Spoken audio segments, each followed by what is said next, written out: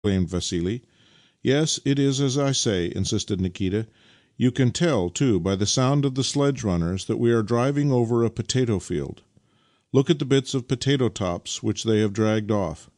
Yes, these are the Zakharovek market gardens." " A fine place to get landed in," said Vassili. " Well, what is to be done now? "" We must keep going to the right, and we shall be sure to come out somewhere or other," answered Nikita. " If we don't actually strike Zakharovek, we shall at all events come across some tenant's farm." Vassili assented, and drove the cob forward in the direction Nikita had advised. They proceeded thus for a considerable time, now coming upon bare grass, now upon rough patches of frozen ground over which the sledge went grating loudly. Then, again, they would find themselves passing over stubble of winter or spring corn, with the dead straws or sticks of weeds projecting above the snow and waving madly before the wind. More than once they found themselves labouring through deep, level, pure white drifts, with nothing whatever showing above the top. All the while the snowfall continued, and the snow dust whirled about the ground. The cob was evidently failing now, for his flanks were white and steaming with sweat. He proceeded only at a foot's pace. Suddenly he stumbled, and then plunged forward in some ditch or gully. Vassili was for pulling up, but Nikita shouted to him, " Why stop? Go on, go on! We must get him out of this. Now then, my beauty, now then, my pet," he went on to the cob encouragingly as he leapt from the sledge, only to stick fast in the ditch himself. However, the cob extricated himself presently and scrambled back onto the frozen ridge which lined the bank. Evidently it was a ditch dug out by hand. " Where are we now? " queried Vassili. " We must find that out," answered Nikita. " Let us push on a bit, and we shall arrive somewhere." " Isn't that the Goviatchkinsky forest, surely? " said his master presently, pointing to something black looming in the snow ahead. " It may be. We'd better push on and find out," rejoined Nikita. As a matter of fact, he had already distinguished the oblong patches of some withered vine leaves showing against the blackness of the object in question, and knew, therefore, that it was more likely to be a habitation of some kind than a forest.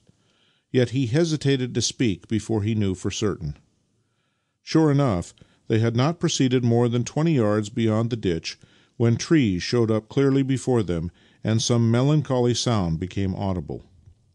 Nikita had guessed rightly.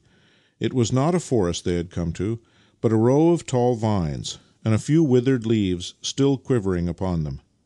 Evidently they marked the trench of a threshing floor. Just as the travellers had almost reached these vines, and could tell that the melancholy sound arose from the wind sweeping through their rustling leaves, the cob took a sudden plunge upward with his forehoofs, pulled up his hindquarters after them, turned to the left, and went on with the snow no longer reaching to his knees. It was the road again. " Now we have reached it! " exclaimed Nikita. " But the Lord only knows where." The cob, however, never faltered, but went straight ahead with the snow-swept road until, just as they had covered about 100 yards, there uprose before them the rectangular outlines of a wattled barn, with its roof piled up with snow and the snow dust blowing from it in clouds. Passing the barn, the road wound back into the wind a little, and they found themselves in a snowdrift. A short way further on could be seen an opening between two buildings, so that it was clear that the road lay through the snowdrift, and that the latter must be surmounted. Sure enough, they had no sooner accomplished this than they found themselves in a village street, in the nearest courtyard of which some frozen linen was hanging from a line and rustling distractedly in the wind.